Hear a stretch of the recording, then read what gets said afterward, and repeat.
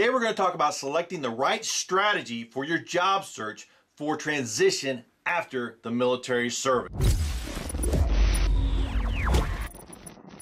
When selecting the right job search strategy, it helps you focus your effort so you're able to achieve the results you're trying to achieve when you're transitioning out of the service. There's so many different things that can take your attention. You want to make sure you have the right ideas at the right time with the right focus to achieve your strategy. Now, the problems with strategy are there's just a lot of them. There's too many. You're going to have all kinds of folks talking to you. You're going to have the transition assistance folks trying to talk to you. You're going to have your NCOs and your officers trying to tell you what they think or what they've experienced. You're going to have people that have gotten out of the service and what they experienced.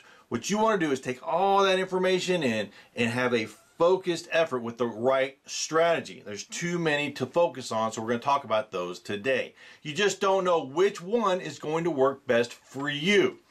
And you may feel bogged down with all the different strategies, but you only have so much time during the day. So much time, so much effort, so much money. We're going to talk about resources a little bit later, so you don't want to have that bogged down effort that gets in your way. You want to choose one. Why do you want to choose one? It gives you focus. By choosing one, you're able to get focus for 3 months. So after we go through the strategies, I want you to select one, the most effective one for you right now, and focus on it for 3 months.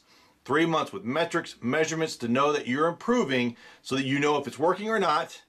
And if it's not working, throw it out and bring in a different strategy, okay? Different strategy.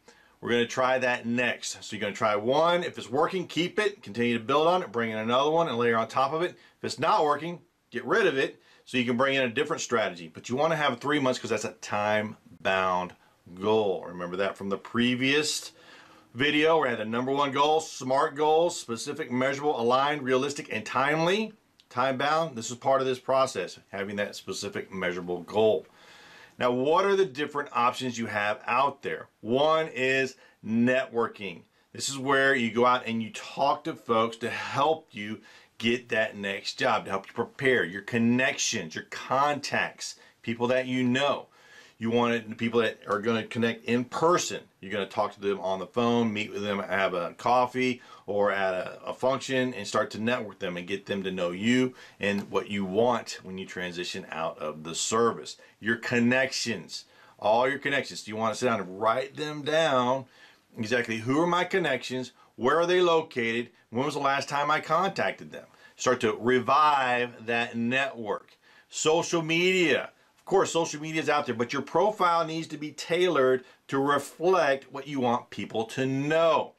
If you have a very specific job you want to get with specific skills, and you've done your research, which we're going to talk about here in a few seconds, you know what your skills need to be, you have those skills, you translated your military experience into those civilian skills, you want that to reflect in your social media profile. And then you want to have different activities. What's the activity you need to have on social media? You have to post things. Different articles that reflect your expertise. Videos, where you post videos that talk about what you know and your experiences. And I'm not talking about what you ate for breakfast this morning. I'm talking about your actual experiences.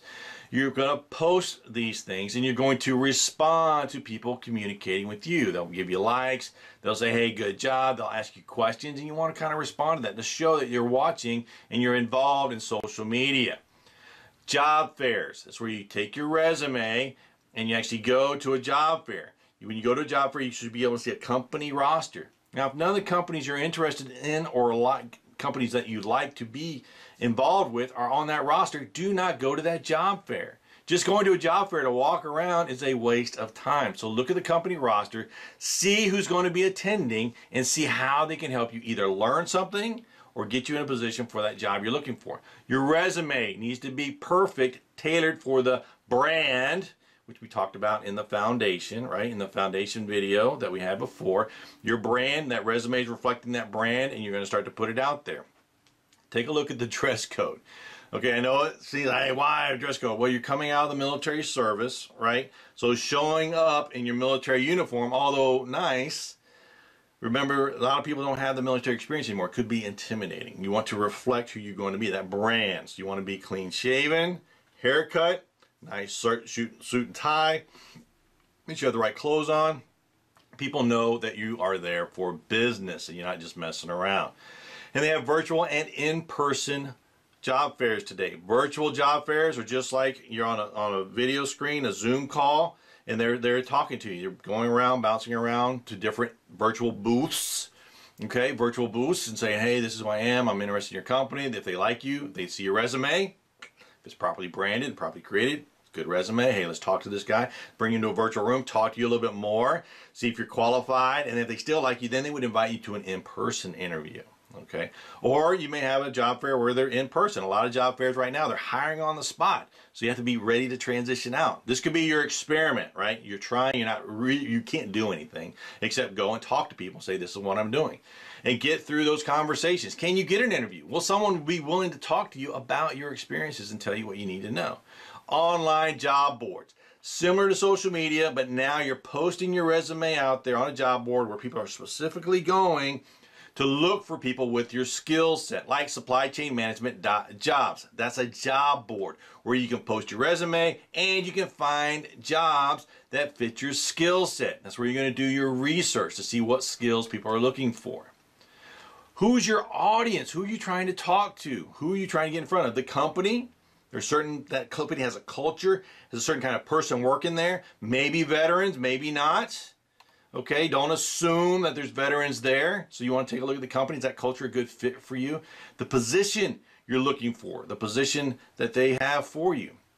You're connected. Are you connected? All right, so let's back that up a second. So let's talk about your audience. Who needs to be in your audience? The companies you want to look for. Similar, like size, like culture, like skill sets. Okay, company. The position, who do you need to talk to? Who has the authority to hire you and make a decision? Not everyone in the company has the authority to make that decision. So you want to look for managers, ask them, are you the hiring manager? Are you the person making the decision? They may be the person to get to that person, but you want to know that for sure. Directors, they normally have some type of hiring authority. Vice presidents, presidents, executive vice presidents, CEOs, a lot of times they're not involved in the hiring process, but they may have an influence in there, so why find out what position they have. And are you connected with them on social media? Connect with them. Part of your research when you're setting up your social media profile is connect with those people to make sure that they start to see you're out there. If anything, you're asking them questions. The size of the company you're going to look for. You're looking for a small company or a large company. There's differences. Small startups, there's a little bit more risk. You're coming out of the service. You know, the small startups, they're startups. They may or may not have the capital that they need to sustain you. And is that what you're looking for? Maybe it is, okay? Maybe it is, maybe it's not. But you want to think about the size. Or you want those, 1,000, 5,000, 10,000 plus employee company where they have lots of positions and lots of ability to move up and down. Think about that, okay? And your number of positions that they're looking to hire. Are they looking to hire a number of positions or only one or two? Here you're looking at math, the law of averages. If there's 10 to 20 positions, you're likely in there, you could get your way in there. If there's one, then it's highly competitive. So expectation management. The number of locations. If part of your goals is not only to work for a specific company, but live in a certain area, such as you want to live in Florida because it's warm, or you want to live up north because that's where you're from, or you want to live in the West Coast or the East Coast, wherever your connections may be or your family might be, your spouse's family. You're coming out of service, your spouse has been following you all these different years and connecting with you. Maybe you want to go back there. That's one of the things we did when I decided to get out of service. We went back to where my wife was from so that she could have that family support and have that experience with her family now that we were out of the service. So look at the number of locations where they're at and the number of connections you have to the people in these companies so that you know. They go back to the connections. When was the last time you contacted them? What positions do they have? What influence do they have to give you the job that you're looking for? Those number of connections. Now, what tools do you have? So this is where you want to inventory your assets, and these are your intellectual assets. What tools do you have? Your connections, your network, all the people you grew up with before the service, all the people you connected with during the service, and all the vendors and or contractors you worked with outside of the service while you were in the service. Now, that's part of your network. And you know, the separation of 5, you can always meet somebody within 5 connections of who you are. So if you have a specific company, location, job you're going for, start to talk to people. Who are those people that you can talk to? Who's squared away and sharp and has a plan versus who's running around playing video games, just going out and doing things on a Friday night with no focus. Though, you know, inventory your connections, know exactly who they are. And then contact information. Is your contact information current? Phone number, email, social media profile, LinkedIn. Are you connected with them on LinkedIn? When was the last time you contacted them and talked to them? If it's been years, you can't call them up and say, hey, Randy, been a while. Hey, you got a job? No, it's not going to work. It's not going to work. You got to call them, start to reconnect, reintroduce yourself, say, hey, what's going on? Because they may not be the same person you thought they were when they left or last time you talked to them. So things may have changed. They may not see you the same way. So you want to kind of have that idea. So when was the last time you contacted them? Start to re-engage in that conversation. Your resume, one of your key tools when you're getting out of the service. The resume needs to be tailored to the positions you're looking for. How do you do that research? You go to the job boards like SupplyChainManagement.Jobs and say, what are the jobs they have? What skills are they looking for? Using the words they use.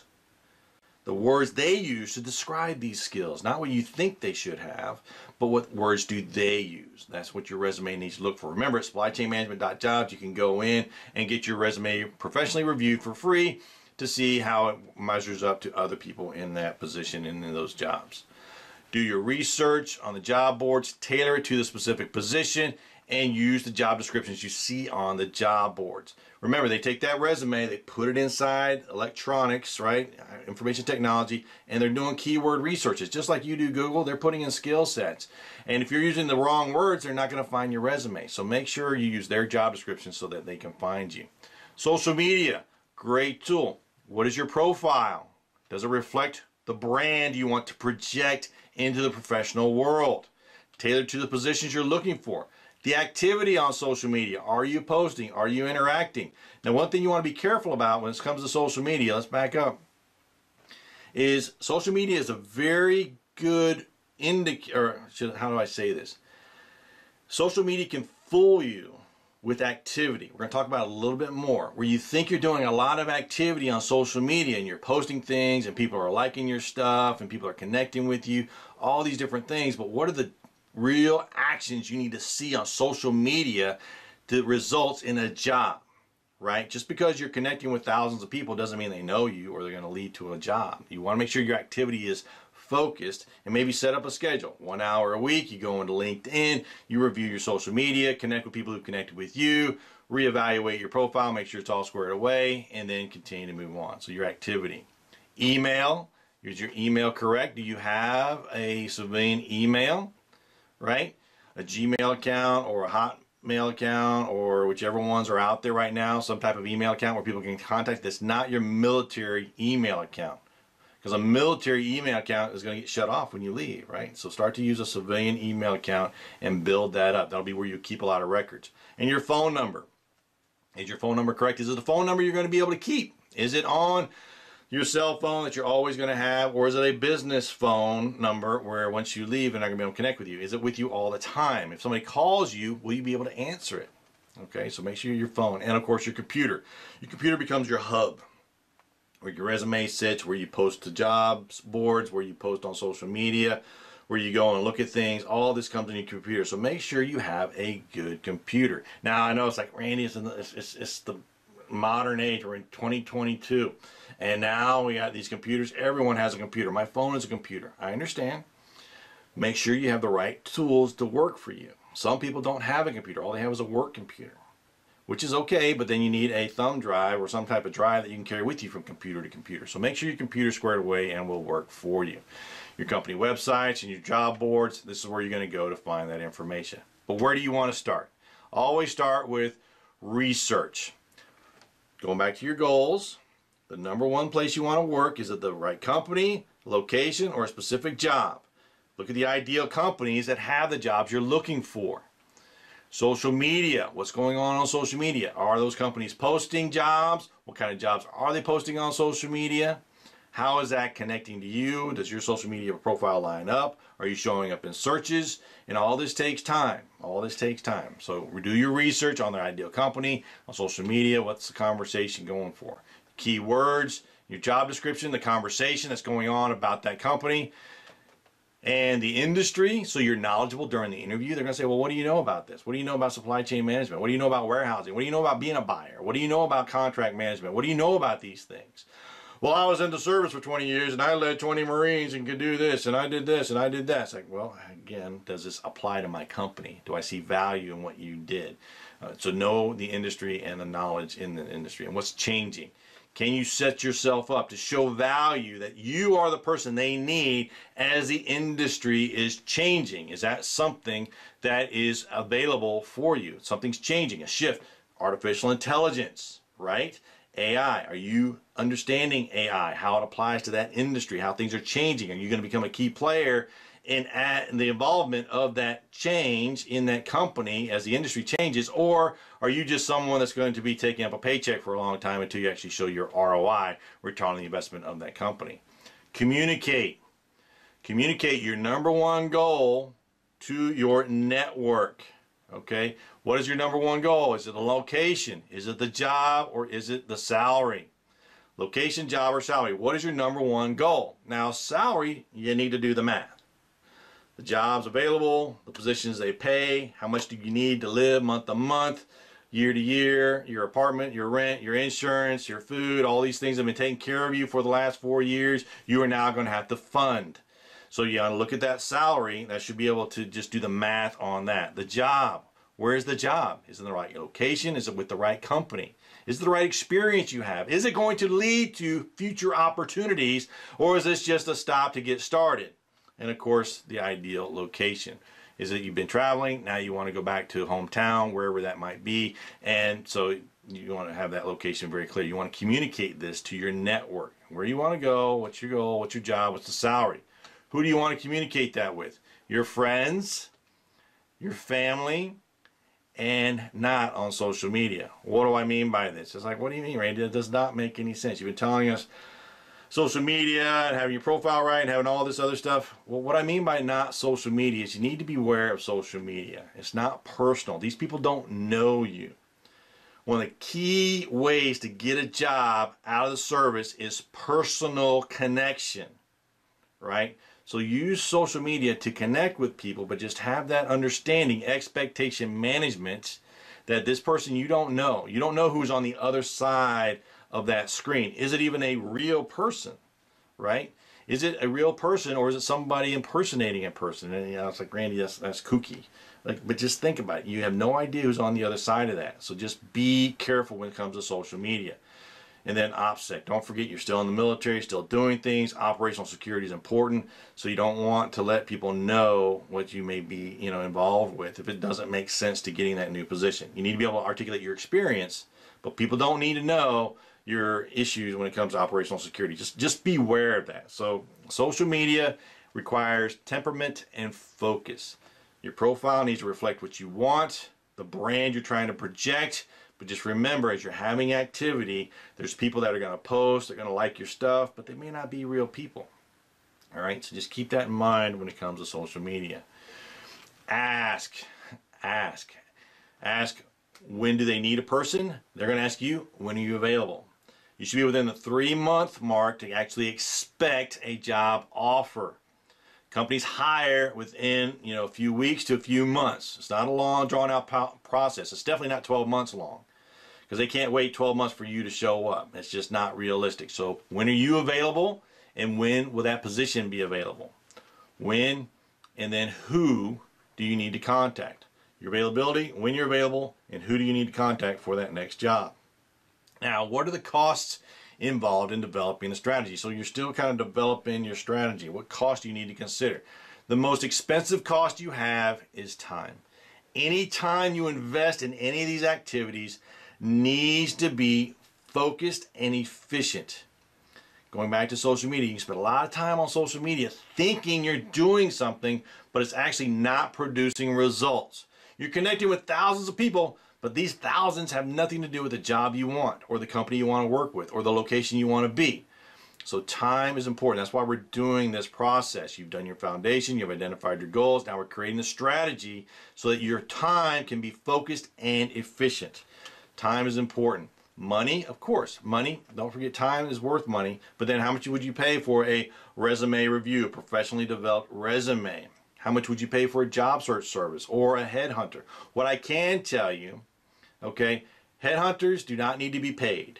They get paid by the company that's hiring you. So you don't need to pay a headhunter to do anything. A resume needs to be professionally reviewed to make sure it's correct, grammatically correct, well formatted to where it's pleasing to the eye. Okay, so when someone sees it, say, oh, this makes sense. It needs to have the right keywords in it.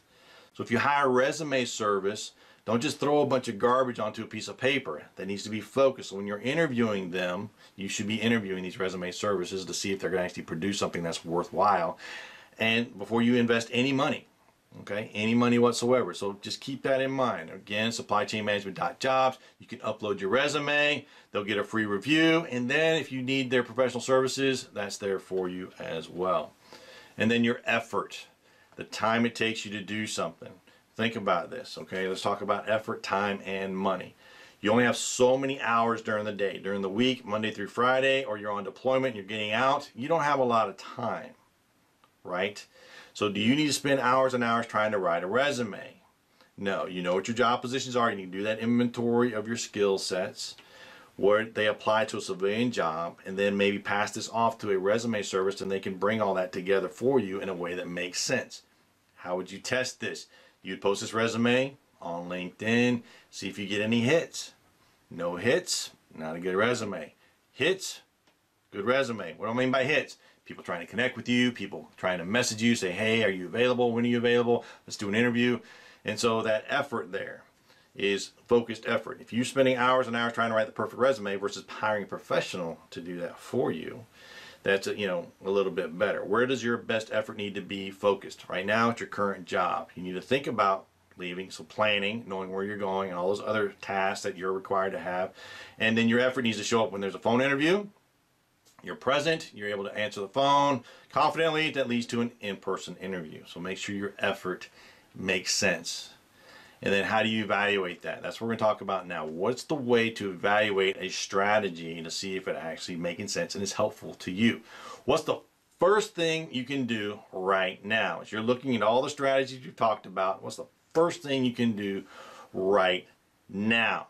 I would offer the first thing you can do right now is network, your connections, inventory your connections. Who are you connected with, right? Write that down. Okay, job research, your military skills equal some kind of civilian equivalent or not, right? Or your military skills, and you have a goal, a personal goal, now that you're getting out of service, you want to do something different. So what's the easiest to implement right now? So I would offer network, inventory your connections, start to reach out to people to let them know that you're going to be available in 12 months. So they can start thinking about you, right?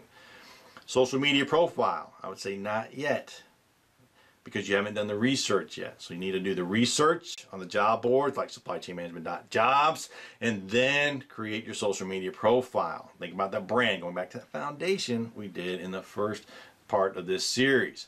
What's been working best in the past? You're like, but Randy, I've never searched for a job in the past. I've just done what the Army's told me to do. I would say that's not true. You wanted to get promoted, right? So there were certain things you had to do to get promoted. You had to go to certain schools. You had to do certain qualifications. You had to do certain things to get that job. So this is the way, what I'm trying to do is just model. You've done something like this in the past. Now it's time to apply that model to a new activity. So what did you do to get promoted? That's what you need to think about getting this job.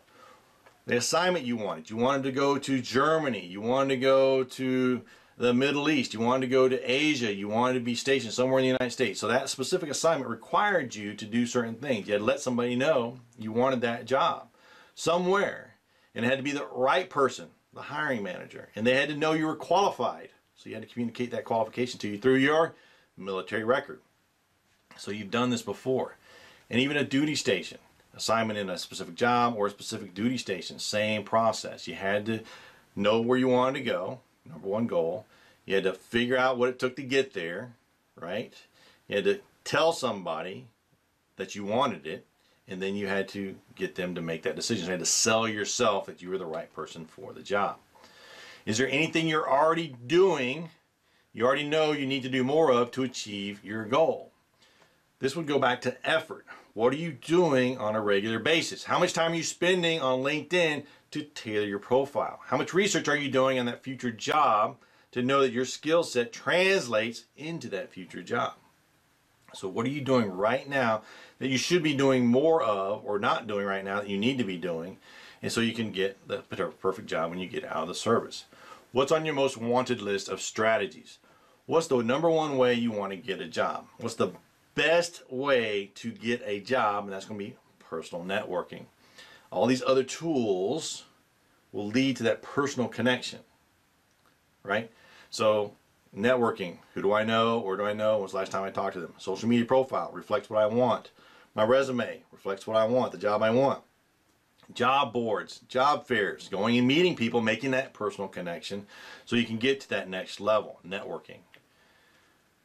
And then if what you're doing now is successful, what's the next step or the next level? So let's say you've picked one of these strategies, you pick networking. You've gone through those connections, you start to connect with people, people start calling you back saying, hey, we're going to have a position available at this time. That's working. Boom. What's next? How do you ramp that up? How do you maximize that effort? You add social media to it. Why? Because they start to get to know you, people research you, right? They research you and they find that your social media profile makes the same amount of, makes the same message, your brand, across the board.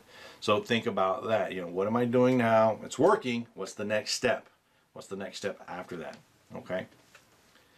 And then what way to measure it? How do I measure my effort? If I'm sending out a bunch of emails, how many are coming back to me and replying saying, yes, you're available? Your resume sent out to different companies, submitted on the job boards or the company boards. How many interviews are you getting? Social media profile views, you can see how many people are viewing your profile, what kind of connections do you have, number of connections, and how many messages are coming back. Why is this important? Because you be connected to thousands of people that have nothing to do with what you want to do, right? They're not going to help you. So you want to evaluate that. Who's on my social media profiles? How am I connected with them? And what kind of interactions am I having with them? And then track your activity. Come up with some kind of spreadsheet or some kind of way to know what you're up to. So once a week you can check in and you can start to evaluate that effort to know you're doing the right things so you can continue to do the right things or stop doing the things that are not working. All right. Remember your foundation. What's your number one goal? Focused goal. The number one goal will help you get what you want. If you're still not sure, it's time to do that reflection and say, what do I want when I transition out of service? Do I want to live in a specific spot? Do I want to work at a particular company? Do I want to be in a specific position that's going to lead to future opportunities down the road?